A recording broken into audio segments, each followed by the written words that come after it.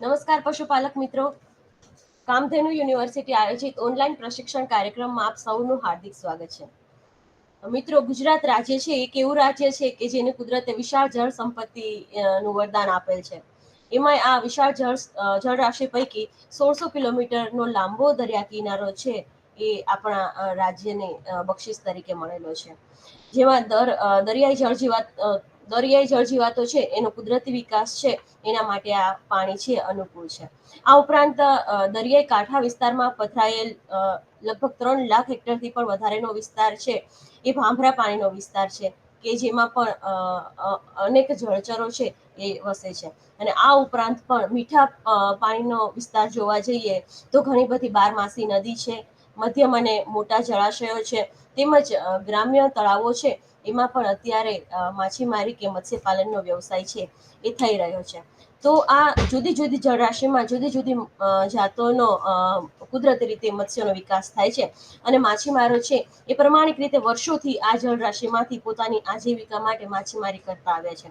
પરંતુ કુદરતી મત્સ્યપાલન છે કે મત્સ્ય ઉત્પાદન છે એની એક મર્યાદા છે. અને અત્યારે એ મર્યાદા થકી અત્યારે જે નિરંતર વધતી જતી વસ્તી છે એના માટે આ માછીમારી વ્યવસાય પૂરતો નથી. તો એના માટે જે આપણા મત્સ્યપાલકો છે એને મીઠા પાણીમાં કે ગ્રામ્ય તળાવોનો ઉપયોગ કરી એ જો મત્સ્યપાલનનો વ્યવસાય કરે તો તેઓ આજીવિકા પણ મેળવી શકે અને આપણે મત્સ્ય ઉત્પાદનમાં પણ આપણે ભાગ લઈ શકીએ. તો આ વિષય પર આપણે વિસ્તૃત ચર્ચા કરવા માટે આજે વિષય નિષ્ણાંત તરીકે આમંત્રિત કર્યા છે ડોક્ટર પીપી પટેલ સાહેબને. ડોક્ટર પીપી પટેલ સાહેબ છે એ ફિશરીઝ સાયન્સ કોલેજ નવસારી ખાતે મદદનીશ પ્રાધ્યાપક તરીકે કાર્યરત છે અને તેઓ મત્સ્ય પાલન કે મત્સ્ય વિજ્ઞાન વિષયના નિષ્ણાંત છે. તો આપણે ડોક્ટર પીપી પટેલ સાહેબને વિનંતી કરીએ કે તેઓ આપણા દર્શકોને મીઠા પાણીમાં મત્સ્યપાલન અને ગુજરાતમાં તેની તકો આ વિષય પર વિસ્તૃત માર્ગદર્શન આપે. ડોક્ટર પટેલ સાહેબ. ખૂબ આભાર બેન સત્તાબેન, તમે બહુ સરસ વાત કરી કે આપણા જળ સ્ત્રોતોને લક્ષીને આપણે મત્સ્યપાલન કરવું જોઈએ અને ખાસ કરીને મીઠા પાણીનું મત્સ્યપાલન અને એમાં ગુજરાતમાં શું એની તકો છે એ બાબતની આપણે આજે વાત કરવાની છે. તો ખેડૂત મિત્રો, ગુજરાતની અંદર મીઠા પાણીનું મત્સ્યપાલન એ ખૂબ જ જરૂરી છે, કારણ કે આપ જાણો છો તેમ ગુજરાતમાં ટોટલ ભારત દેશનો અંદાજિત 6.39% જેટલો ભૌગોલિક વિસ્તાર ધરાવે છે. અને એમાંથી જળ સ્ત્રોતની વાત કરીએ તો ભારતના કુલ જળ સ્ત્રોતનો ફક્ત 2.28% જળ સ્ત્રોત વિસ્તાર ગુજરાતમાં છે.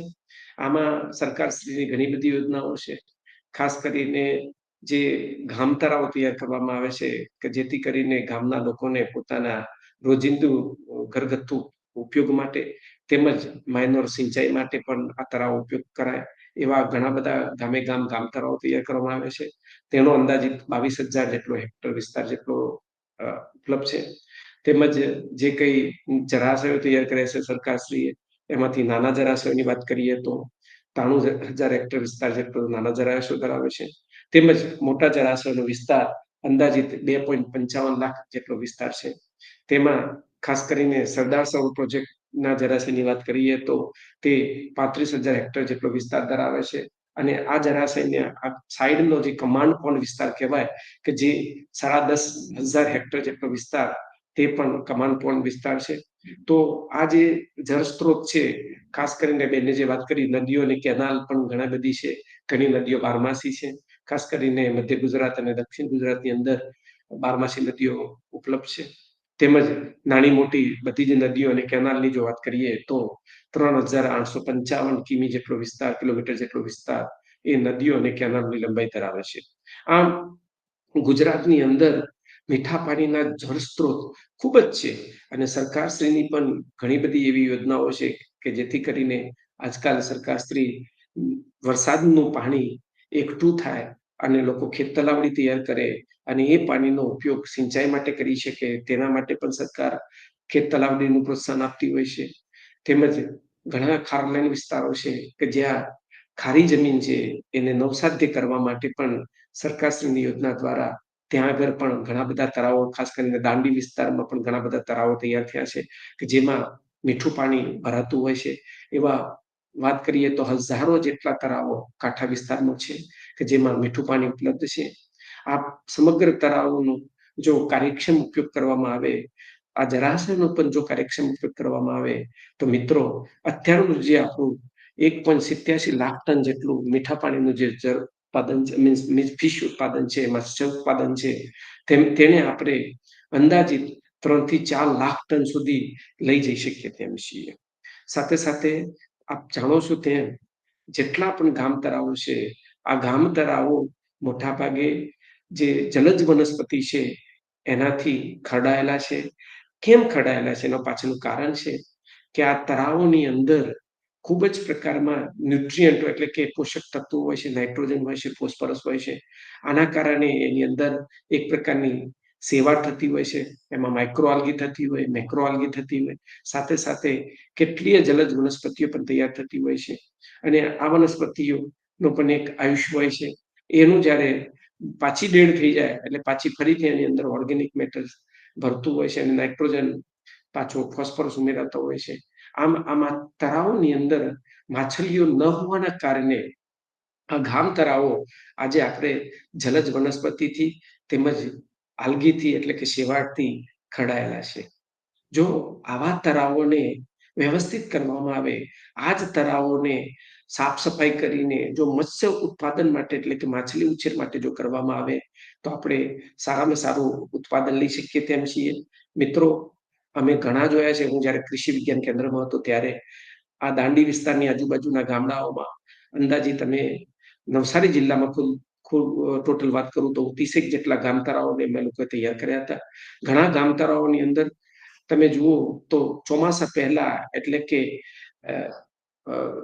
મે મહિનાના અંતની અંદર મોટાભાગે તળાવોનું પાણી જલજ વનસ્પતિ તેમજ શેવાળથી ખરડાયેલું હોય છે અને એ પાણી ઘરગથ્થુ ઉપયોગ માટે પણ ન લઈ શકાય તેવું હોય છે, વાસ મારતું હોય છે. તો આવા જ ગામ તળાવોમાં ખેડૂતોના ગ્રુપો બનાવીને અમે એને મત્સ્યપાલન કેમ કરાય એ કરવા માટે પ્રેરેલા. અને એમાં આપ જોઈ શકો છો સામે ફોટો, એમાં બહેનોનું એક ગ્રુપ હતું. એ ગ્રુપે આખું તળાવને સાફ સફાઈ કરી હતી અને પછી એને યોગ્ય ટ્રીટમેન્ટ આપીને, જે આપણે વાત કરીશું કઈ ટ્રીટમેન્ટ આપવી પડે, એ ટ્રીટમેન્ટ આપીને એની અંદર મત્સ્યપાલન ચાલુ કર્યું હતું. તો કરાડી ગામની અંદર 2 હેક્ટર જેટલા વિસ્તારમાં મત્સ્યપાલન કર્યું હતું.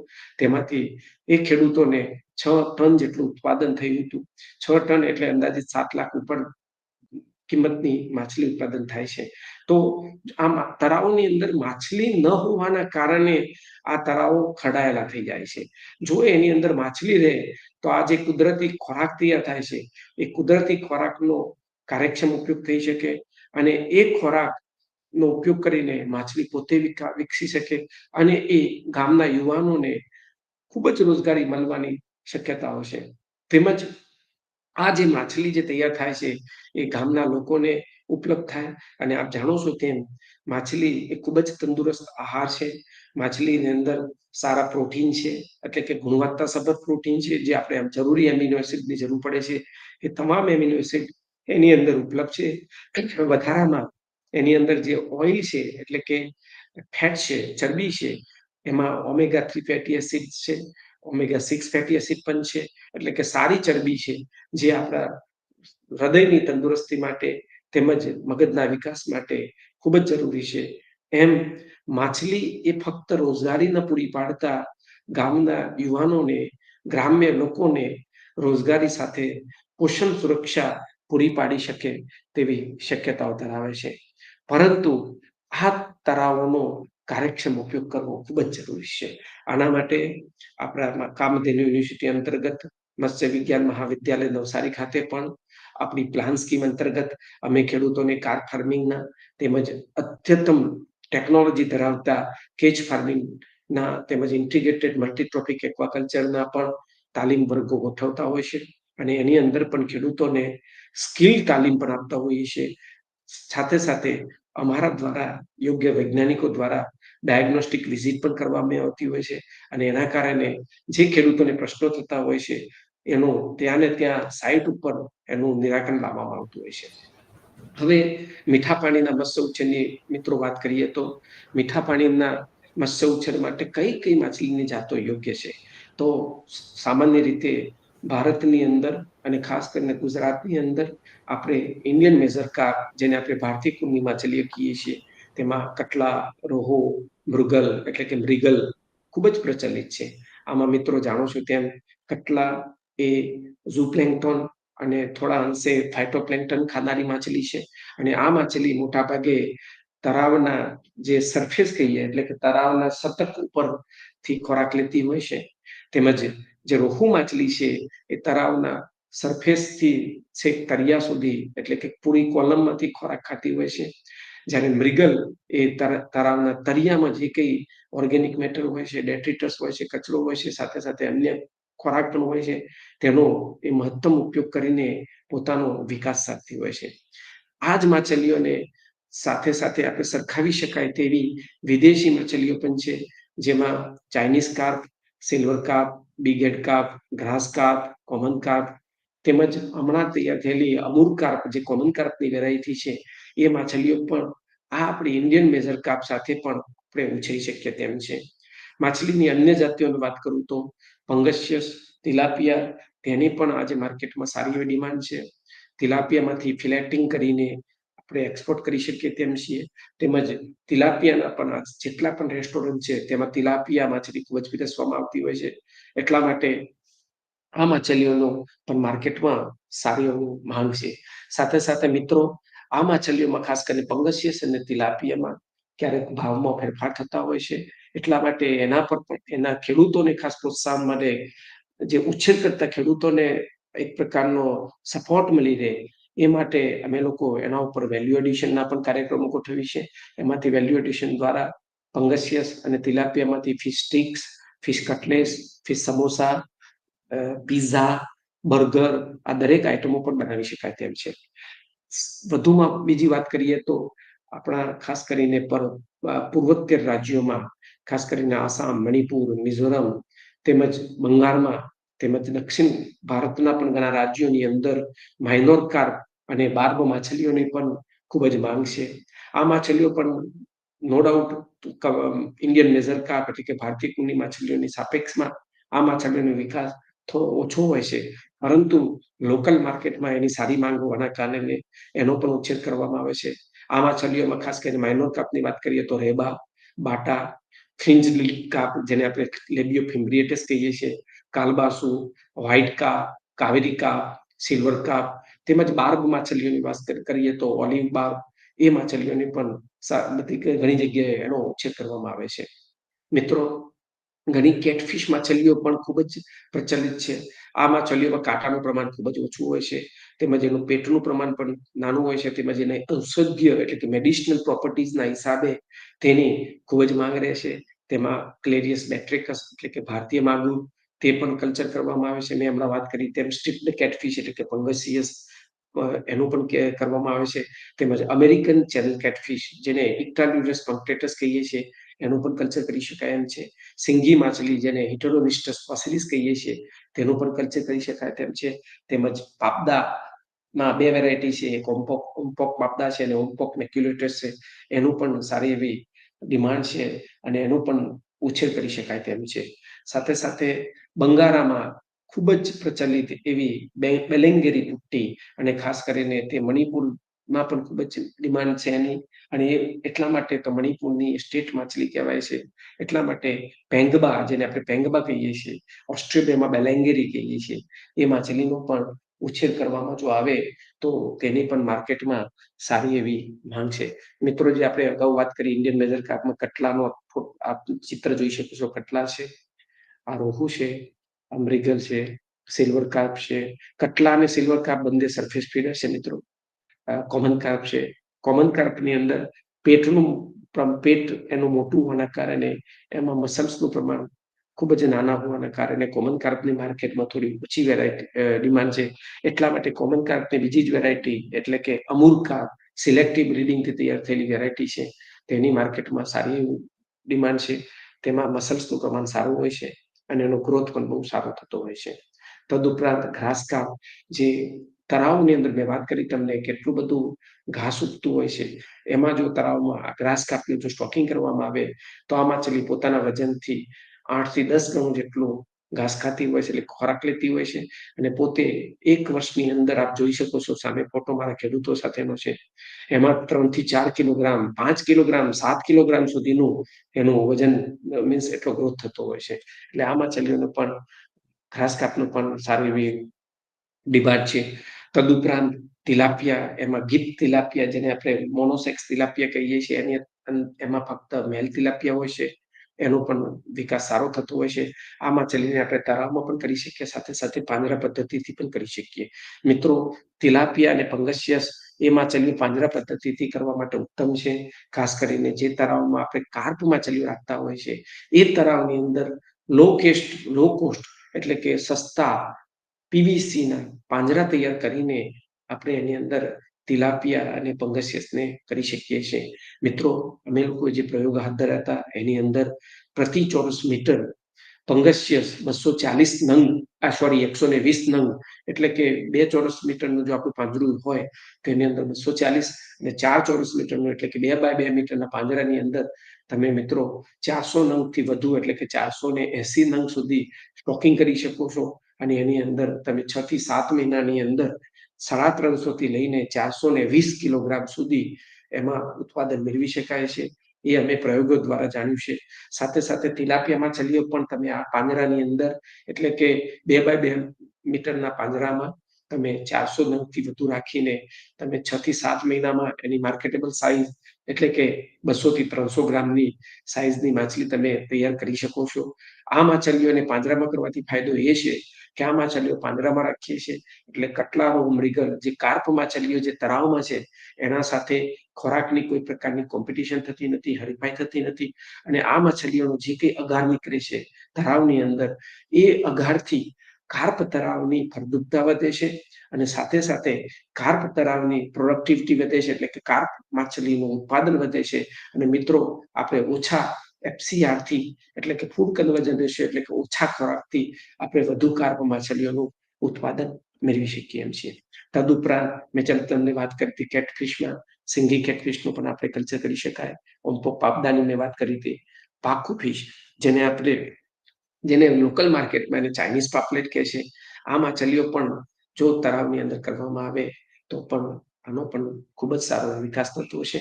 આ માછલીમાં ઓઇલનું પ્રમાણ સારું હોય, ફ્રાય કરીને લોકો એને એન્જોય કરતા હોય છે. સાથે સાથે મેં તમને માઇનોર કાર્પની વાત કરી હતી, રેબા, ગ્રીનસ રેબા, તેનો પણ કલ્ચર કરી શકાય એમ છે.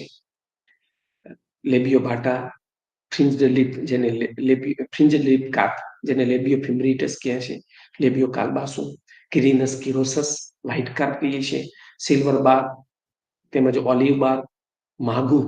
મિત્રો, ક્લેરિયસ બેક્ટ્રિકસ આજકાલ માગુર છે એટલા માટે હું તમને ખાસ કરું છું. આ આપણી દેશી માગુર છે. આજકાલ લોકો જે આફ્રિકન કેટફિશ કરે છે, એટલે કે વિદેશી માગુર, જેને ક્લેરિયસ ગેરીપિનસ કહેવાય છે. મિત્રો, એ માછલીનો ઉછેર ઘણા ખેડૂતો કરે છે, પણ સરકારશ્રીનો એના ઉપર બેન છે. એ માછલી ખૂબ જ શિકારી છે, અને એ માછલી જો આપણી નદીઓની અંદર જો જતી રહે તો આપણી જે માછલી છે, આપણી જે સંપદા છે, એને ખતમ કરી શકે એમ છે. એટલે મિત્રો, આ માછલીને એટલે કે ખાસ કરીને જો તમારે માગુર કરવી હોય તો આપણે દેશી માગુર એટલે કે ક્લેરિયસ બેટ્રેસ કરજો. ક્લેરિયસ ગેરીપિનસને નહીં કરતા. નો ડાઉટ એનો ગ્રોથ ખૂબ જ ફાસ્ટ મળે છે, ખૂબ જ ઝડપી વિકાસ થાય છે, પરંતુ એ માછલી ખૂબ જ અતિશય શિકારીઓના કારણે સરકારશ્રી દ્વારા પર્યાવરણનું નુકસાન ન થાય એટલા માટે તેના ઉપર બેન મૂકેલો છે. તેમ છતાં લોકો છુપીને એનો કલ્ચર કરતા હોય છે.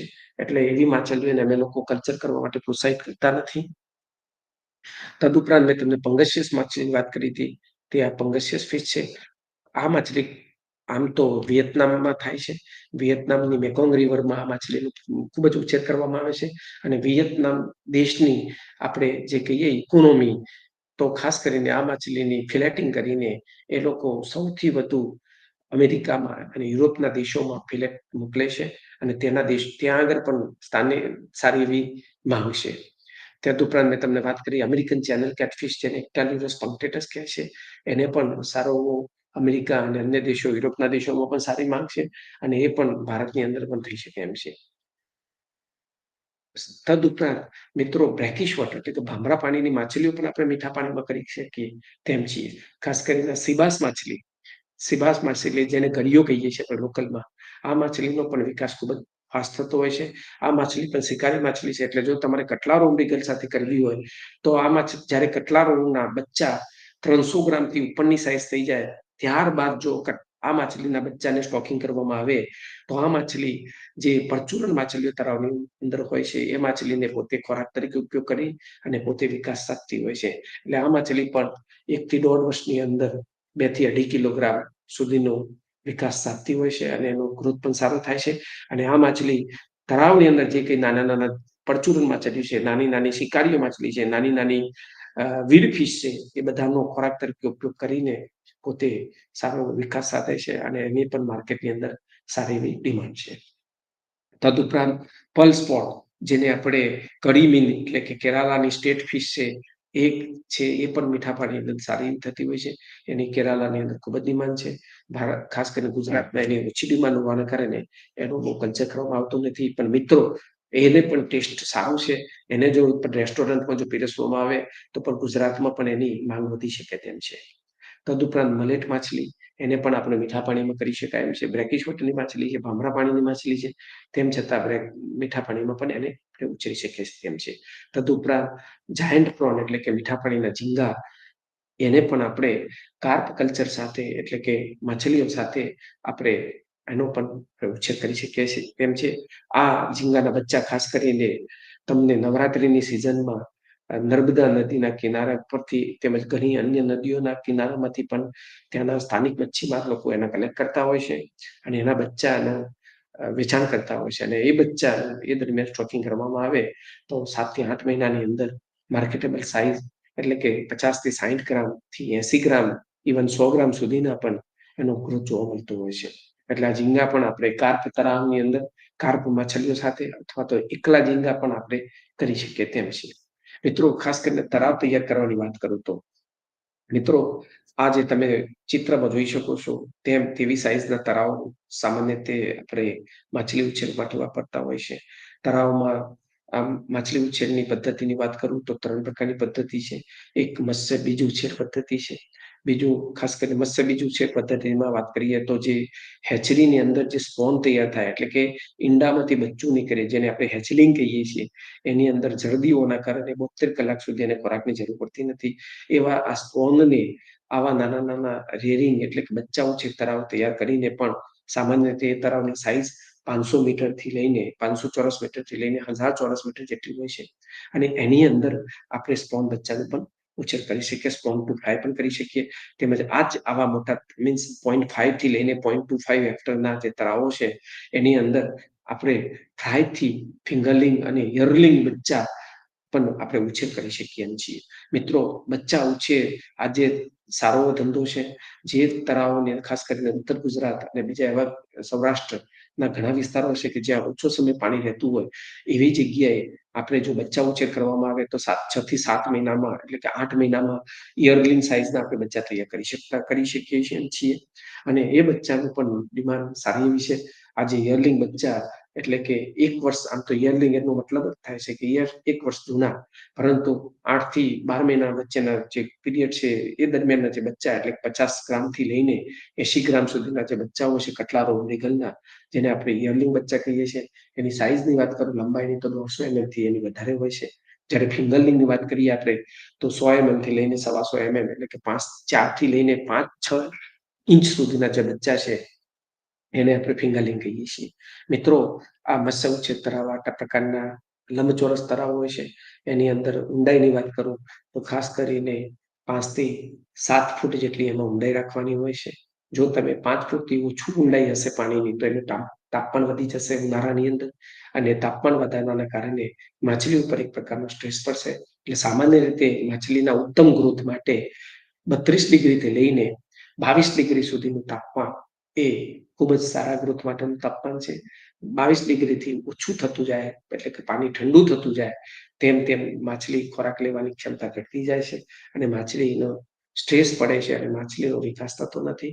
અને જો 32 ડિગ્રીથી વધારે થાય, એટલે કે જો પાણીની ઊંડાઈ ઓછી રાખી હોય, ખાસ કરીને ઉનાળાની અંદર, તો એની અંદર તાપમાનના કારણે માછલીને એક પ્રકારનો સ્ટ્રેસ પડે છે અને એને કારણે પોતે ખોરાક નથી લઈ શકતી અને ઘણા પ્રકારના રોગોનો ભોગ પણ બનતી હોય છે.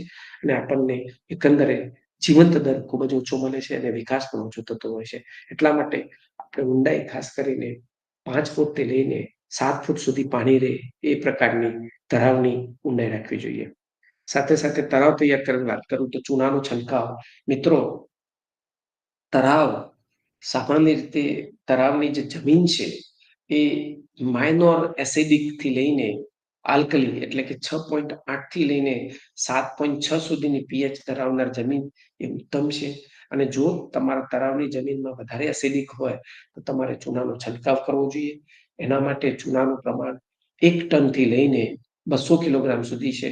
એટલે કે તમારી ઓછી એસિડિક હોય તો તમારે 400 કિલોગ્રામ સુધીનો ચૂનો, 200 કિલોગ્રામથી લઈને 400 કિલોગ્રામ, તેમજ નજીવી એસિડિક હોય તો 1000 થી લઈને 700 કિલોગ્રામ સુધી, અને ખૂબ જ એસિડિક હોય તો 2 ટનથી લઈને 1200 કિલો સુધી, એટલે કે 2000 કિલોથી 1200 કિલો સુધીનો ચૂનાનો છંટકાવ કરવો જોઈએ. આ વસ્તુ એટલા માટે ચૂનો પોતે એક આલ્કલીથી વધારે છે તળાવની જમીનની અને પાણીની. એના કારણે જે પીએચમાં બફર તરીકે કામ કરે આલ્કલીથી, એટલે પાણીની પીએચ જળવાઈ રહેતી હોય છે. એટલે પીએચ નો જે ફેરફાર છે એ દિવસ દરમિયાન, એટલે કે 24 કલાકમાં 0.5 થી લઈને ઓછો થવો જોઈએ. એટલે કે પીએચ આપણા તળાવની 7.8 થી લઈને 8.2 સુધી જો પીએચ રહેતી હોય તો ઉત્તમ છે અને એમાં આપણને સારામાં સારો વિકાસ મળતો હોય છે. તદુપરાંત તળાવની અંદર મિત્રો 2 રીત છે. તળાવમાં ખાસ કરીને જો તમારા તળાવને ડ્રેન કરી શકાય, એટલે કે પાણી કાઢી શકાતું હોય તો તળાવને પહેલા સુકવવું જોઈએ. તળાવ સુકવ્યા બાદ એ તળાવ, એટલે કે તળાવમાંથી પાણી કાઢવાથી શું થશે, એના સાથે જે અમુક ઓર્ગેનિક મેટર, વધારે પ્રકારનું ઓર્ગેનિક મેટર છે, એની અંદર એમોનિયા ગેસીસ હશે, હાઇડ્રોજન સલ્ફાઇડ જેવા ગેસીસ હશે, એ બધા ગેસીસ પાણી સાથે રિમૂવ પણ થઈ જશે. સાથે સાથે તળાવને સુકાવાથી આ ગેસીસ પણ ઉડી જશે અને ત્યારબાદ જ્યારે તળાવ સુકાઈ જાય ત્યારે એને એક નાની ખેડ કરવી જોઈએ, જેથી કરીને તળાવના તળિયાની અંદર પણ કોઈ પ્રકારના આવા જીવાણુ હોય કે આવા ગેસીસ હોય તો પણ એનું મિનરલાઇઝેશન થઈ જશે અને તળાવ એકદમ શુદ્ધ થઈ જશે. ત્યારબાદ તળાવની અંદર મેં વાત કરી તે પ્રકારે આપણે છંટકાવ ચૂનાનો કરી શકીએ છીએ. અને ચૂનાનો છંટકાવ જે કરીએ છીએ ફક્ત તળિયા ઉપર ન કરતા તળાવના પારાથી લઈને બધી જ જગ્યાએ ચૂનાનો છંટકાવ કરવો જોઈએ, જેથી કરીને કોઈ પણ પ્રકારની જીવાત હોય કે કોઈ પણ પ્રકારની શિકારી માછલીના ઈંડા હોય કે પરચુરણ માછલીના ઈંડા હોય તો પણ એનો નાશ થતો હોય છે. એટલે તળાવને ચૂનો એક સારું એની તળાવની ગુણવત્તા સુધારવા માટે, પાણીની ગુણવત્તા સુધારવા માટે એક ઉત્તમ કામ કરે છે. તદુપરાંત એવા તળાવો કે જેમાં આપણે ડ્રેન કરી શકતા નથી અને એવા તળાવમાં જેમાં શેવાળ પતી જતી હોય છે, આવી શેવાળને દૂર કરવા માટે ઘણી પદ્ધતિ છે. એક આપણી મિકેનિકલ પદ્ધતિ છે, એટલે કે આ ટાઈપની વાયર બાંધીને, રસ્સી ખેંચીને અથવા તો એ પ્રકારના પાવડા, દાંતરડા એનો ઉપયોગ કરીને પણ આપણે આ પ્રકારની શેવાળ કાઢી શકતા હોય છે. તદુપરાંત ઘણા કેમિકલ છે જેને આપણે 2,4-D કહીએ છીએ, એનો 8 થી 10 કિલોગ્રામ પ્રતિ હેક્ટર છંટકાવ કરવાથી પણ એમાં આ વનસ્પતિ તેમજ શેવાળ દૂર થતી હોય છે. તેમજ કોપર સલ્ફેટ એ પણ સારો ઇફેક્ટિવ છે. સિમેઝાઇન જે કેમિકલ છે જે 5 થી 8 કિલોગ્રામ પ્રતિ હેક્ટરનો ઉપયોગ કરવાથી, તેમજ પેરાક્વેટનું પણ સારા એવા પરિણામ, રિઝલ્ટ મળેલા છે, જેને 2 કિલોગ્રામ પ્રતિ હેક્ટર ઉપયોગ કરવાથી પણ આ દૂર થઈ શકે છે. તેમજ આપણે ગ્લાયફોસેટ, જે ખરેખર રાઉન્ડઅપ કહીએ છીએ, એનો પણ જો છંટકાવ કરવામાં આવે તો જે ઉપરની જે તરતી ઈંટ છે એનો પણ આપણે એનો નાશ કરી તેમજ દૂર કરી શકીએ તેમ છીએ. તેમજ આ તળાવમાં જો આપણે પાણી ખાલી નથી કરી શકતા તો તેની અંદર ઘણી બધી શિકારી માછલીઓ હોય છે. આ શિકારી માછલીઓમાં મરેલ્સ હોય છે, ફીધરનેક હોય છે, માંગુર પણ હોય છે, સિંગી પણ હોય છે, તેમજ મીઠા પાણીની શાક જેને વલ્લેગોટુ કહીએ છીએ એ પણ હોય છે, પરચ હોય છે, તેમજ કેટલીક કેટફિશની જાતો પણ હોય છે. આ માછલીઓને પણ જો આપણે બચ્ચાનું સ્ટોકિંગ કરતા પહેલા આ માછલીઓને દૂર કરવી જોઈએ. તેમજ એમાં કેટલી વિવિધ તળાવ, આજે ફોટોગ્રાફ આપ જોઈ શકો છો, આ બધી શિકારી માછલીઓ જોવા મળતી. તેમજ પરચુરણ માછલીઓ પણ હોય છે. આ પરચુરણ માછલીઓનો બહુ મોટી સાઈઝની નથી હોતી, પરંતુ આ માછલીઓ શું કરે છે કે આ માછલીઓ માછલી સાથે માછલી કલ્ચર જે ઉછેર કરવાની જે માછલી છે આપણી કટલા રોમિગલ, એને કંઈ નુકસાન નથી પહોંચાડતી ડાયરેક્ટ, પરંતુ આ માછલીઓ તળાવમાંથી ઓક્સિજનનો ઉપયોગ કરે છે, તેમજ જગ્યાનો રોકે છે, તેમજ પોતે ખોરાક ખાય છે, જે આપણે માછલીને આપીએ છીએ એમાંથી પણ ખોરાકમાં ભાગ પાડતી હોય છે. તેમજ આ માછલીઓ એક્સક્રીટા એટલે કે ફિકલ મેટર તેમજ એમોનિયા પણ તળાવની અંદર છોડતી હોય છે. એટલે એક પ્રકારનો આ માછલીઓ ઇનડાયરેક્ટલી આપણી જે ઉછેર કરવા લાયક માછલીઓ છે એને નુકસાન કરતી હોય છે. માટે તળાવની અંદર ફક્ત ને ફક્ત જે આપણે ઉછેર કરવા લાયક માછલીઓનું જે સ્ટોકિંગ કરીએ છીએ એને જ હોવી જોઈએ. બીજી અન્ય માછલીઓ એટલે કે શિકારીની માછલીઓ, પરચુરન માછલીઓ કે વીડફિશ, આ બધી જ માછલીઓ તેમાંથી દૂર કરવી જોઈએ અને ત્યારબાદ જ આપણે સ્ટોકિંગ કરવું જોઈએ. આ માછલીઓ દૂર કરવા માટે જુદી જુદી પદ્ધતિઓ છે. ખાસ કરીને આપણે પહેલા તો નેટિંગ દ્વારા આ માછલીઓને 2 થી 3 વખત નેટ મારીને પણ દૂર કરી શકીએ. તેમજ ઓર્ગેનિક એટલે કે કુદરતી વનસ્પતિ દ્વારા પણ એટલે કે મહુવા ઓઇલ કેક, જેમાં સેપોનિન 4 થી 5% જેટલું સેપોનિન હોય છે, એને 2 થી 3 ટન જેટલો પ્રતિ હેક્ટરે જો ઉપયોગ કરવામાં આવે, જ્યારે 1 મીટર ઊંડાઈ હોય ત્યારે જો આપણા તળાવની 2 મીટર ઊંડાઈ હોય તો મિત્રો આપણે 5 થી 6 ટન જેટલો એમાં ઉપયોગ કરવો જોઈએ. આનાથી સેપોનિન એક પ્રકારનું ઝેરી, એક પ્રકારનું કોન્ટેક્ટ પોઈઝન છે, જે આ પરચુરન માછલીઓનો નાશ કરશે. આવા તેમજ ટી સીડ કેક પણ વાપરી શકાય. ડેરી સરૂટ પાવડર જેમાં રોથીનોન હોય છે તેનો પણ ઉપયોગ કરી શકીએ. ઘણી જગ્યાએ આપણે બ્લીચિંગ પાવડર સાથે યુરિયાને મિક્સ કરીને પણ કરી શકાય. અને ખાસ કરીને એ દ્વારા પણ આપણે આ પરચુરન માછલીઓને દૂર કરી શકીએ. પણ મિત્રો, જ્યારે આપણે આ પ્રકારની ટ્રીટમેન્ટ આપતા હોઈએ છીએ, ખાસ કરીને જે મેં તમને કીધું કે વનસ્પતિજન્ય ટ્રીટમેન્ટ એટલે કે મહુવા ઓઇલ કેક કે ટી સીડ કેક કે ડેરી સરૂટ પાવડરનો ઉપયોગ કરીએ છીએ, ત્યારે મિત્રો સામાન્ય રીતે એક પ્રકારનું ઓર્ગેનિક મેટર હોવાના કારણે એક ફાયદાકારક પણ છે કે એના કારણે આપણા તળાવની ફળદ્રુપતા વધે છે અને એની અંદર કુદરતી ખોરાક એટલે કે માછલી માટેનો જે ફાઇટોપ્લેન્ક્ટોન એટલે કે વનસ્પતિજન્ય પ્લવકો તેમજ ઝૂપ્લેન્ક્ટોન એટલે કે પ્રાણીજન્ય પ્લવકો, જે માછલીનો ખોરાક છે, એ પણ તૈયાર થતા હોય છે. એટલે કેમિકલ યુઝ કરીએ એના કરતા આ ડેરી સરૂટ પાવડર છે, ટી સીડ કેક છે, તેમજ મહુવા ઓઇલ કેક છે, એ ખૂબ જ અસરકારક સાબિત થાય છે. સાથે સાથે તળાવની અંદર બચ્ચા સ્ટોકિંગ કરતા પહેલા તરતા જીવાણુ એટલે કે તરતા જીવજંતુઓ, જેને આપણે ઇન્સેક્ટ કહીએ છીએ, આ બધા ઇન્સેક્ટ જે તરે છે, આ ઇન્સેક્ટને પણ આપણે દૂર કરવા જોઈએ. કારણ કે આ ઇન્સેક્ટને આગળના ભાગમાં એક પ્રકારનું રોસ્ટ્રમ ટાઈપનું સ્ટ્રક્ચર હોય છે. એ નાના બચ્ચામાં પેટમાં ઘુસાડીને અંદરથી એના બોડીમાં ઘુસાડીને એમાંથી ફૂડ ચૂસી લેતું હોય છે અને એનો નાશ કરતું હોય છે, બચ્ચાનો સર્વાઈવલ ઘટાડતું હોય છે. એટલા માટે આ બધા ઇન્સેક્ટને જો દૂર કરવા હોય તો એની પુષ્ટતાને ઘટાડવું પડે. કારણ કે આપ જાણો છો તેમ આ બધા તળાવની સતત ઉપર એટલે તળાવની સપાટી ઉપર તરતા હોય છે.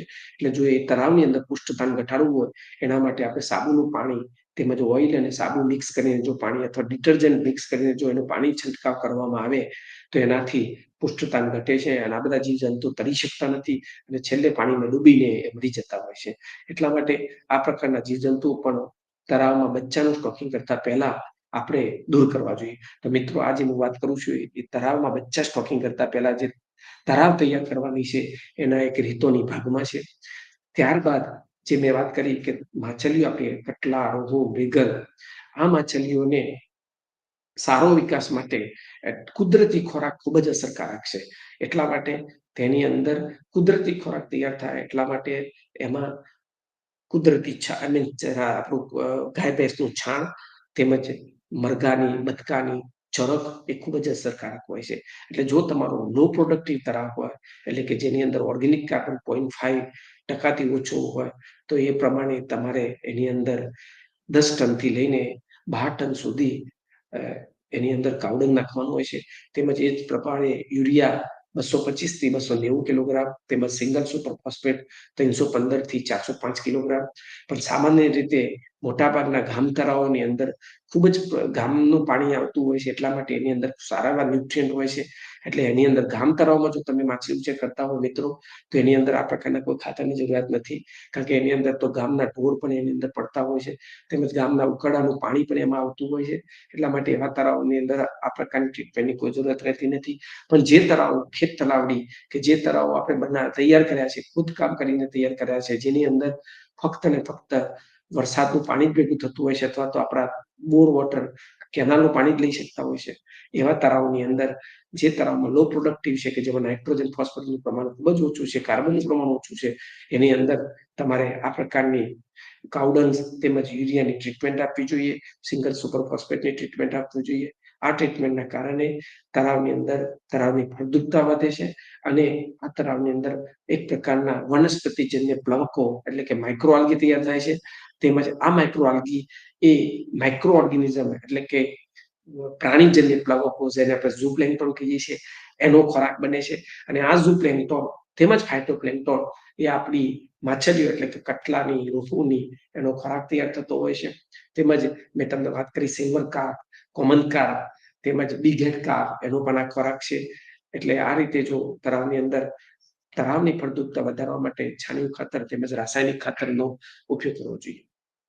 ત્યારબાદ જ્યારે સ્ટોકિંગ કરવાનું છે મિત્રો, ત્યારે જે સ્ટોકિંગ બચ્ચા કરવાના છે મિત્રો, તમને વાત મેં કરી કે બચ્ચાનું જો સ્ટોકિંગ કરવાનું હોય એ પહેલા તમારી ટાર્ગેટ શું છે, તમારા તળાવની અંદર તમે ગુણવત્તા જાળવી શકશો કે નહીં, એ પ્રમાણે તમારા ટાર્ગેટ ઓરિએન્ટેડ સ્ટોકિંગ કરવાનું હોય છે. જો તમારા તળાવની અંદર ઓછી ખર્ચાળ પદ્ધતિ એટલે કે તમે ખોરાક પણ ખૂબ જ ઓછો નાખવાનો છો, અથવા તો તમારા પાસે કેપિટલ ઓછું છે, તેમજ તમારે ત્યાં પાણીની કદાચ પાણી બદલાવાની કોઈ સગવડ નથી, કેનાલનું પાણી આવે એવું નથી, એવી જગ્યાએ ખૂબ જ ઓછા પ્રમાણમાં તમારે બચ્ચાનું સ્ટોકિંગ કરવું જોઈએ. એવા તળાવોની અંદર 1500 થી 2000 યર્લિંગનું સ્ટોકિંગ પ્રતિ હેક્ટર કરી શકાય. પણ જે તળાવની અંદર એટલે કે મીડિયમ મેનેજમેન્ટ વાળા તળાવો છે, કે જેની અંદર આપણે ખોરાક પણ આપી શકીએ એમ છીએ, સમયે પાણીનો પણ બદલાવ કરી શકીએ એમ છીએ, એવા તળાવની અંદર એટલે કે મીડિયમ ખર્ચાળ તળાવો એટલે કે મીડિયમ ઇન્વેસ્ટમેન્ટ કરીને પણ આપણે સારું ઉત્પાદન લઈ શકીએ એવા તળાવની અંદર જેનું આપણું પ્રોડક્શન ટાર્ગેટ છે 3 ટનથી લઈને 5 ટન સુધીનો, એની અંદર આપણે 3500 નંગથી લઈને 5000 નંગ સુધીના યર્લિંગ સાઇઝના બચ્ચા આપણે એમાં સ્ટોકિંગ કરી શકીએ. હવે તમને સ્ટોકિંગની પછી આગળ વાત કરીએ. પછી જો તળાવમાં આપણે હાઈ ડેન્સિટી સ્ટોકિંગ કરવું હોય, એટલે કે આપણું ટાર્ગેટ 10 ટનથી લઈને 12 ટન સુધીનું, 15 ટન સુધીનો છે મિત્રો, તો આપણે એવા તળાવની અંદર એરેટર પણ રાખવા પડતા હોય છે, અને એની અંદર સારા એવા ન્યુટ્રિટિવ ખોરાક એટલે કે પૂરક આહાર પણ સારા એવા પ્રમાણમાં આપવો પડતો હોય છે. અને આવા તળાવોમાં ખર્ચો પણ વધારે આવતો હોય છે, નો ડાઉટ એની અંદર પ્રોડક્શન પણ સારું થતું હોય છે. એની અંદર આપણે 12 થી 15 ટન સુધીનું ઉત્પાદન લઈ શકીએ. તો આવા તળાવનું સ્ટોકિંગ જ્યારે કરવાનું આવે તો 10,000 થી લઈને 15,000 સુધીના યર્લિંગ બચ્ચાનું આપણે સ્ટોકિંગ કરીએ. મિત્રો, આ તો મેં તમને સ્ટોકિંગ ડેન્સિટીની વાત કરી, પણ સ્પીસીસ રેશિયો ખૂબ જ જરૂરી છે, એટલે કે જાતિનું પ્રમાણ. તો મિત્રો, કટલા, રોહુ, મૃગલ, ઘાસકાપ, આ જો 4 પ્રકારની જો માછલીઓ તમે જો સ્ટોક કરવા માંગતા હોય તો કટલાનું પ્રમાણ સામાન્ય રીતે 15 થી 20% રાખવાનું હોય છે. રોહુનું પ્રમાણ 45% જેટલું હોય છે, મૃગલનું પ્રમાણ 25% અને 10% તમારે ઘાસકાપનું સ્ટોકિંગ કરવું જોઈએ, જેથી કરીને તળાવની અંદર જે કઈ પ્રકારની આલ્ગી થાય છે એ આલ્ગીનો ઉપયોગ ખોરાક તરીકે ઘાસકાપ કરશે અને તળાવને એકદમ ચોખ્ખું રાખશે. એટલે આ રીતે કરી શકાય. જો તમે બધી જ પ્રકારની એટલે કે કટલા, રોહુ, મૃગલ, ઘાસકાપ, સિલ્વર કાર્પ, કોમન કાર્પ જો કરવા માંગતા હોય તો કટલાનું 10% કરી દો, સિલ્વર કાર્પનું 10% કરી દો, રોહુનું 45% માંથી ઘટાડીને તમે 30% સુધી કે 35% સુધી લઈ જાઓ. એટલું જ સાથે તમે કોમન કાર્પ વધારી શકો, મૃગલને અડધી કરી શકો કોમન કાર્પ સાથે રાખવા માટે. સાથે સાથે ઘાસકાપનું પ્રમાણ તમે 15% સુધી લઈ જઈ શકો છો. આ રીતે મિશ્ર જાતિનું પણ આપણે ઉછેર કરી શકીએ છીએ, જેને આપણે પોલિકલ્ચર પદ્ધતિ કહી શકીએ. અને જે કમ્પોઝિટ કલ્ચરની વાત કરું મિત્રો, તો એની અંદર આપણે કટલા, રોહુ, મૃગલ, ઘાસકાપ આ બધી જ માછલીઓ સાથે આપણે ઝીંગા માછલી પણ એટલે કે ઝીંગાને પણ આપણે ઉછેર કરી શકીએ. એનું જ્યારે સ્ટોકિંગ કરવાનું આવે ત્યારે મિત્રો એની અંદર 2500 થી લઈને 5000 નંગ સુધીના બચ્ચા આપણે એનું સ્ટોકિંગ કરી શકીએ છીએ. આ તમારે ખાસ તો તમારી તળાવની મેનેજમેન્ટની પદ્ધતિ કઈ છે એ પ્રમાણે બચ્ચાનું સ્ટોકિંગ નક્કી કરવામાં આવતું હોય છે. હવે પૂરક આહારની વાત કરીએ મિત્રો, તો સામાન્ય રીતે માછલી એટલે કે આ મીઠા પાણીની માછલીઓની અંદર 30% થી લઈને 20% સુધીના પ્રોટીનજન્ય ખોરાક, પ્રોટીન વાળો ખોરાક આપવામાં આવતો હોય છે. આ તળાવની અંદર આ માછલીઓને ખાસ કરીને વનસ્પતિજન્ય પ્રોટીન એનો મુખ્ય ખોરાક છે. તેમ છતાં એવો ખોરાક છે જેની અંદર 10% થી લઈને 12% સુધી ફિશ ઓઇલ, ફિશ મિલ હોય એવો ખોરાક જો આપવામાં આવે તો એનો સારો ગ્રોથ થતો હોય છે. એટલે 32% થી લઈને 20% સુધીના જુદા જુદા, એટલે કે શરૂઆતમાં નાનું બચ્ચું હોય ત્યારે વધુ પ્રોટીન વાળો ખોરાક, એટલે કે 30 થી 32% પ્રોટીન વાળો ખોરાક આપવો જોઈએ. જેમ જેમ સમય જતો જાય, એટલે કે છેલ્લે જ્યારે મેન્ટેનન્સ પીરિયડ આવે, એટલે કે 12 મહિના જેટલો થઈ જાય, એટલે કે 8 મહિનાથી લઈને 12 મહિના વચ્ચેનો જ્યારે પીરિયડ આવે ત્યારે આપણે 20% પ્રોટીન વાળો ખોરાક આપવાનો થતો હોય છે. મિત્રો, સામાન્ય રીતે મીઠા પાણીના મત્સ્ય ઉછેરની અંદર ખાસ કરીને 1.5 FCR બહુ સારો FCR કહેવાય. એનાથી પણ ઓછો આવે તો ખૂબ જ સારું. મેં તમને વાત કરી હતી કે જો આ કાર્પ કલ્ચર સાથે પાંજરા પદ્ધતિથી જો પંગસિયસ ને તિલાપિયા કરવામાં આવે તો એ જ જગ્યાની અંદર આપણે જે 3 થી 5 ટન તો આપણે કાર્પ પ્રોડક્શન લઈશું, સાથે સાથે 5 થી 7 ટન જેટલું આપણે તિલાપિયા અને પંગસિયસનું ઉત્પાદન લઈ શકીએ એમ છીએ. એના કારણે શું થશે, આ તિલાપિયા અને પંગસિયસની અગારથી આ તળાવની ફર્ટિલિટી વધશે, એટલે આપણે કોઈ પ્રકારના ખાતર નાખવાની જરૂર નહીં પડે. સાથે સાથે જે પૂરક આહાર જે આપવો પડે છે એમાં પણ આપણો ઘટાડો આવશે, એટલે કે કાર્પ કલ્ચર માટે જે FCR છે, એટલે કે ફૂડનું પ્રમાણ છે, ઘણું ઘટી શકે છે. મિત્રો, ખોરાક આપવાની પદ્ધતિઓ પણ જુદી જુદી છે. આપ જોઈ શકો છો ચિત્રની અંદર પ્રેઝન્ટેશનમાં કે આ બેગ ફીડિંગ મેથડ છે. એની આજુબાજુ માછલીઓ પણ દેખાય છે તમને. આ બેગ ફીડિંગમાં શું હોય છે, એક પ્રકારની કોથળી હોય છે, પ્લાસ્ટિકની HDPE કોથળી હોય છે, એક પ્રકાર ફીડની જ કોથળી છે. એની અંદર તમારે સર્ક્યુલર પદ્ધતિમાં કાણા પાડી દેવાના હોય છે. ખાસ કરીને કાણાની સાઈઝ જે પેલેટની જે સાઈઝ હોય છે, એટલે કે ફિશ ફીડ પેલેટ, એની જે સાઈઝ હોય છે આરામથી બહાર નીકળી શકે એ પ્રકારની સાઈઝ રાખવાની હોય છે. એની 3 થી 4 જેટલી હરોળ કરીને પછી તમે આ પ્રકારના બેગની અંદર મિશ્ર ખોરાક, એટલે કે તમે રાઈસ બ્રાન સાથે ફ્લોટિંગ ફીડ સાથે GMO છે, એટલે કે મગફળીનો ખોળ, આ બધું જ તમે મિક્સ કરીને આપી શકો છો. અને એમાં માછલી પોતે ખોરાક સારા રીતે ઉપયોગ કરતી હોય છે. આનાથી ખોરાકનો બગાડ થતો નથી. જ્યારે માછલી આપણે ખોરાક ભરીએ છીએ ત્યારે કોથળી આખી ડૂબી જાય છે, અને જેમ જેમ ખોરાક માછલી ખાતી જાય છે તેમ આ કોથળી ઉપર આવતી હોય છે. એ પ્રકારનો આપણે વાયર બાંધીને આની અંદર આપણે ગોઠવી શકીએ છીએ. એટલે આ એક બેગ ફીડિંગ મેથડ છે. એટલે 70% જેટલો ખોરાક, જે જરૂરિયાતનો ખોરાક છે, એના 70% ખોરાક આપણે માછલીઓને બેગ ફીડિંગ મેથડથી આપવો જોઈએ. તદુપરાંત 30% જેટલો ખોરાક આપણે સ્પ્રેડ કરીને, એટલે કે તળાવના જુદા જુદા એરિયામાં પથ્થર ફેલાવીને આપણે આપવાનું હોય છે, જેથી કરીને તળિયામાં, એટલે કે સિંકિંગ ખોરાક નીચે પહોંચી શકે અને મૃગલને ખોરાક મળી શકે. આ રીતે તમે ખોરાક જો આપવામાં આવે મિત્રો, તો ખોરાક નો બગાડ પણ ઓછો થાય છે અને માછલીનો વિકાસ સારો થાય છે. મિત્રો, ખાસ ધ્યાન રાખવાની બાબતની વાત કરું તો ચોમાસાની સિઝનમાં મોટાભાગે વાદળછાયું વાતાવરણ રહેતું હોય છે. એટલે સૂર્યદેવ હોતા નથી, એટલે કે સૂર્યપ્રકાશ હોતો નથી. અને સૂર્યપ્રકાશ ન હોય ત્યારે મિત્ર, આપ ખબર છે પાણી જે લાઇટ છે એ તળાવની અંદર જતી નથી, અને તળાવના તળિયા સુધી મિનરલાઇઝેશન પણ નથી થતું. એના કારણે જે પ્લેન્કટોન થવા જોઈએ પ્લેન્કટોન પણ નથી થતા, અને ઓક્સિજન પેદા નથી થતો. એના કારણે ઓક્સિજનની ઘટ વર્તાતી હોય છે. આવા સમયે આપણે ખોરાકનું પ્રમાણ ખૂબ જ ઘટાડી દેવું જોઈએ. 4 થી 5 દિવસ સુધી જો વરસાદ પડતો હોય તો ખૂબ જ ઓછો મીન્સ ખોરાક આપવો જોઈએ.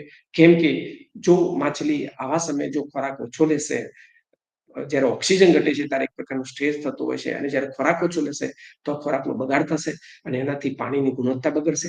ખોરાક આપણે ખિસ્સાખસ તો વધશે, સાથે સાથે જે તળાવની પાણીની ગુણવત્તા છે એ પણ ડિટોરિએટ થશે, એટલે કે ખરાબ થઈ જશે.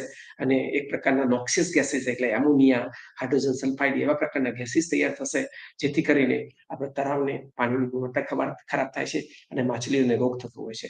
મિત્રો, આ અમારા ખેડૂતોના ગ્રુપ છે, જે તળાવની અંદર આપણે માછલીઓ કરાવતા હોઈએ છીએ. આ તમે જુઓ, અમારે ડાયગ્નોસ્ટિક વિઝિટ પણ છે. આ એક ખેત તલાવડીમાં તમે નીચે ફોટો જોઈ શકો છો કે ઘર આંગણે પણ કિચન ગાર્ડનિંગના કોન્સેપ્ટથી ઘર આંગણે પણ મિત્રો ઘણા ખેડૂતો કે ઘણા મિત્રો જે શાકભાજી ઉગાડે છે, એની સાથે સાથે ફરફરાદીના ઝાડ વાવે છે, એની સાથે સાથે નાનું તળાવ બનાવીને પણ, એટલે કે નાની એક પ્રકારની એમ કહીએ તો તલાવડી તૈયાર કરીને પણ આ ઝીંગા છે તેમજ માછલીને પોતાના ઘર માટેના તેમજ પડોશમાં આપવા માટે પણ તૈયાર કરતા હોય છે. આ તમે ઉપર જમણી સાઈડ અને નીચેથી ડાબી સાઈડમાં જે બંને ફોટા જોવો છો, એની અંદર આ પ્રકારના ઘર આંગણાના જે તળાવો છે એનો ફોટોગ્રાફ છે. આ ગામ તળાવોના છે. તમે જુઓ, સારામાં સારું ઉત્પાદન જોવા મળે છે. આ બચ્ચા છે, નર્સરી ખાસ કરીને ફ્લાય ટુ ફિંગરલિંગ તૈયાર કરાવી છે. આ IMC ના બચ્ચા જે સ્ટોકિંગ સીડ રીડિંગ કરાવવા આવ્યું છે ખેડૂતો પાસે મિત્રો, એ છે. હા, મેં તમને પંગસિયસ કલ્ચરની વાત કરી હતી મિત્રો. તો પંગસિયસ એક હાઈ સ્ટોકિંગ ડેન્સિટી કરવામાં આવતું કલ્ચર છે. એની અંદર ખાસ વાત કરીએ તો એમાં 2 પ્રકારના પાંજરા ઉપયોગમાં થાય છે. એક ગેલ્વેનાઇઝનું ફ્રેમનું, ખાસ કરીને હલકા ગુણવત્તાવાળું એટલે કે વજનમાં હલકું હોય એ પ્રકારની ગેલ્વેનાઇઝની પાઇપનું, અને આ રીતે બેરલનો ઉપયોગ કરીને આ રીતે તમે પાંજરા 6 મીટર બાય 4 મીટર પાંજરા તૈયાર કરી શકો છો. અને એની અત્યારે તૈયાર નેટ પણ આવતી હોય છે. 6 મીટર બાય 4 મીટર બાય 4 મીટરની નેટ આવતી હોય છે. ખરેખર 6 મીટર બાય 4 મીટર બાય 4 મીટરની નેટનો ઉપયોગ ખાસ કરીને જળાશયો માટે છે. પણ મિત્રો, જ્યારે આપણે ગામ તળાવમાં કે જેની અંદર ઊંડાઈ 10 થી 12 ફૂટ છે, અથવા તો કોરીની અંદર કે જેની અંદર ઊંડાઈ પથ્થરની ખાણોની અંદર પાણી ભરાતું હોય છે, એની અંદર પણ આ પાંજરાઓ સ્ટોક કરીને, આ પાંજરાઓનો ઉપયોગ કરીને આપણે પંગસિયસ તેમજ તિલાપિયા માછલીનો મિત્રો સારી રીતે ઉપયોગ કરી ઉછેર કરી શકીએ એમ છીએ. તેમજ આ તમે જોઈ શકો છો, અમારા કેવીકે ખાતે અમે લોકો જે પાંજરા તૈયાર કર્યા હતા, એ આ પાંજરા છે 2 બાય 2 મીટરના પ્લાસ્ટિકના પાંજરા છે. ખાસ કરીને વિદ્યાર્થીઓ, ELP ના સ્ટુડન્ટ, આપણે કોલેજના ફિઝિક્સ કોલેજના સ્ટુડન્ટ દ્વારા તૈયાર કરવામાં આવતા હોય છે. અને ઘણીવાર ખેડૂતોને પણ અમે આની તાલીમ આપતા હોઈએ છીએ. આ 2 બાય 2 મીટરના પાંજરાની અંદર પંગસિયસ અને તિલાપિયાનું હાઈ સ્ટોકિંગ ડેન્સિટી કરીને પણ આપણે કલ્ચર કરીને કરી શકાય. અને તેને કાર્પ તળાવની અંદર મેં તમને વાત કરી ઇન્ટિગ્રેટેડ મલ્ટીટ્રોપિક એક્વાકલ્ચર પદ્ધતિથી પણ કરી શકીએ. એ તળાવની અંદર એવા પણ પાંજરા રાખી શકીએ કે જેની અંદર અઝોલા પણ રાખી શકાય. અને આજુ એટલે કે મીન્સ તમારે 20 પાંજરામાં મૂકી લો કે 2 બાય 2 મીટરના 20 પાંજરા પ્રતિ હેક્ટર મૂકેલા છે, તો આ તળાવની અંદર વચ્ચે 2 પાંજરા એવા રાખો કે જેની અંદર ફક્ત અઝોલા નાખેલી છે. અઝોલા એક પ્રકારની એવી એક્વેટિક વીડ છે કે જેનો સારામાં સારો આ બધા જ ન્યુટ્રન મળવાથી એનો ગ્રોથ પણ સારો થતો હોય છે. અને અઝોલા જ્યારે ફૂલ થઈ જાય તો આખા પાંજરાની અંદર તમે 1 કિલો નાખો, પણ જ્યારે 15, 20 દિવસ, 25 દિવસ પછી તમે જોશો તો એની અંદર અઝોલા સારી એવી થઈ જશે. 15 થી 20 કિલોગ્રામ સુધીની અઝોલા થઈ જતી હોય છે. ઇવન 50 કિલોગ્રામ સુધીની મેં જોયેલી છે. અને એ અઝોલાને તમે તળાવની અંદર ફેંકો તો ગ્રાસકાર્પ તેમજ અન્ય રોહુ વગેરે માછલીઓ એનો ખોરાક તરીકે ઉપયોગ કરતી હોય છે. એ રીતે કુદરતી ખોરાક તૈયાર થતો હોય છે અને માછલીઓને વિકાસ થતો હોય છે. અને આપ જાણો છો તેમ અઝોલાની અંદર પ્રોટીનનું પ્રમાણ ખૂબ જ સારું છે. એક પ્રકારનો પશુ આહાર તરીકે પણ એનો ઉપયોગમાં લઈ શકાય એમ છે. એટલે આ બધા તળાવો તમે જોઈ શકો છો મિત્રો. આ રીતે પાંજરા તૈયાર કરેલા છે. સોંદરા ચીખલી ખાતે આપણે ડેમોન્સ્ટ્રેશન ગોઠવેલા એ છે. કેવીકેના તળાવોમાં આપણે ડેમોન્સ્ટ્રેશન કોલેજ ઓફ ફિશરીઝ અને કેવીકેના સંયુક્ત પ્રયાસથી આપણે ડેમોન્સ્ટ્રેશન દર વર્ષે ખેડૂતો અને વિદ્યાર્થીઓ માટે ગોઠવતા હોઈએ છીએ. એ છે તેની અંદર પંગસિયસ કરેલી છે, એ પણ તમે જોઈ શકો છો. મંત્રીશ્રી તેમજ માનનીય કુલપતિ શ્રી ડોક્ટર કેલાવાલા સાહેબની ઉપસ્થિતિમાં તેમજ માનનીય ધારાસભ્યશ્રીની ઉપસ્થિતિમાં આપણે જે પંગસિયસ કલ્ચર કર્યું હતું કાર્પ તળાવની અંદર, એની વિઝિટ છે, આખી મુલાકાત લીધેલી છે. અને એમાં આપણા જે મહાનુભાવોએ સારું પ્રશંસનીય કામગીરી તરીકે બિરદાવી હતી. તેમજ એ લોકોએ પોતાના ઉત્તમ સજેશનો પણ આપણને આપેલા, અને એ પ્રમાણે આપણે એને કરીએ છીએ અને ખેડૂતો સુધી પહોંચાડીએ છીએ. તેમજ મેં તમને અગાઉ પણ વાત કરી હતી મિત્રો કે મીઠા પાણીનું મત્સ્ય પાલન, એમાં ખાસ કરીને પંગસિયસ. મિત્રો, પંગસિયસ માટે આપણે ખેડૂતોને ભાર મૂકતા હોઈએ છીએ, પણ સાથે સાથે પંગસિયસના ભાવ ક્યારેક ખૂબ જ ઓછા આવે છે. ત્યારે આ માછલીઓના ભાવ જળવાઈ રહે, ખેડૂતોને પ્રોત્સાહન મળે, એટલા માટે અમે લોકો આ જ પંગસિયસ માછલીમાંથી ફિલેટિંગ કરીને તેમાંથી વેલ્યુ એડેડ પ્રોડક્ટ, ખાસ કરીને fish stick, fish cutlets, fish samosa તેમજ બર્ગર, પીઝા એ પણ તૈયાર કરતા હોય છે. એની તાલીમો પણ અમે ખેડૂતોને આપતા હોય છે. અને એમાંથી ખૂબ જ ઉત્તમ આઈટમ બનતી હોય છે. આ પ્રકારની તમે જોઈ શકો છો. આ પ્રકારની ફિશ કટલેસ બનાવી છે, ફિશ સ્ટીક બનાવી છે.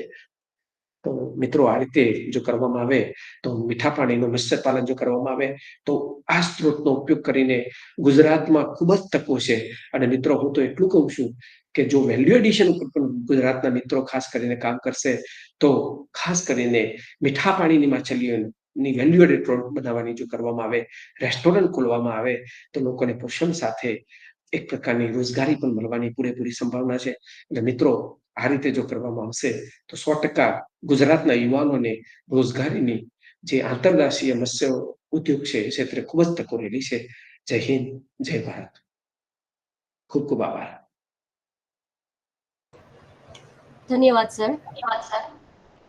મિત્રો, ડોક્ટર પીપી પટેલ સાહેબે આપણને મીઠા પાણીમાં મત્સ્ય પાલન કઈ રીતે કરવું, તેમજ મીઠા પાણીમાં મત્સ્ય પાલન કરવા માટે મત્સ્યની કઈ જાત સિલેક્ટ કરવી, તળાવ કઈ રીતે બનાવવું, ઉપરાંત તળાવની માવજત અને એ તળાવમાં મત્સ્ય બીજના સ્ટોકિંગથી લઈ અને હાર્વેસ્ટિંગ સુધી મત્સ્યપાલકે કેવી કાળજી લેવી જોઈએ એ વિષય પર ખૂબ જ રસપ્રદ અને આપણા મત્સ્યપાલકોને ખૂબ જ ઉપયોગી થઈ રહે એવી માહિતી છે સાહેબે આપી. તો હું ડૉક્ટર પીપી પટેલ સાહેબનો વિસ્તરણ શિક્ષણ નિયામક શ્રીની કચેરી વતી ખૂબ ખૂબ આભાર માનું છું. મિત્રો, આજની ચર્ચા આપણે અહીં સમાપ્ત કરીશું. જે પણ દર્શકો આપણો આ પ્રોગ્રામ ફેસબુક કે યુટ્યુબના માધ્યમથી નિહાળી રહ્યા હોય અને એમને આ વિષય બાબતે કોઈ પ્રશ્ન ઉપસ્થિત થાય તો તેઓ વિસ્તરણ શિક્ષણ નિયામક શ્રીની કચેરી, કામધેનુ યુનિવર્સિટી, ગાંધીનગર ખાતે ઈમેલ અથવા પોસ્ટથી તેમના પ્રશ્નો મોકલી આપી શકે છે. અમે આપના પ્રશ્નોના સંતોષકારક ઉત્તરો આપના સુધી મોકલી આપીશું. તો મિત્રો, ફરી એક વખત આજના નિષ્ણાંત વક્તા ડૉક્ટર પીપી પટેલ સાહેબનો આભાર માની આપણે આ ચર્ચા અહીં સમાપ્ત કરીશું. ફરી આવતા અઠવાડિયે એક નવા વિષય, નવા વક્તા અને નવી માહિતી સાથે ફરી મળીશું. ત્યાં સુધી રજા આપશો. આભાર. Thank you sir.